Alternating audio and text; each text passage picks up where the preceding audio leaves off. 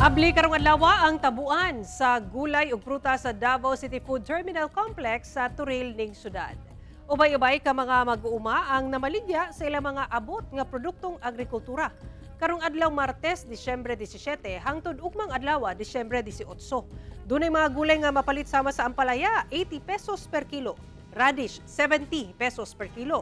Talong, 60 pesos per kilo. Pipino, 50 pesos per kilo.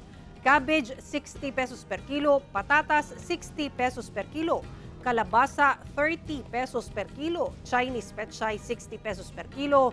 Batong, 70 pesos per kilo. Atsal, 70 pesos per kilo. Bombay, 110 pesos per kilo. Ug dunasay kamote nga tag 30 pesos per kilo ug uban pa. Abli kinigikan alas 8 sa buntag hangtod alas 5 sa hapon. Naandang matag Huwebes ug Biyernes ang tabuan sa DFTC. Apan mas gipasayo kini karong simanaha.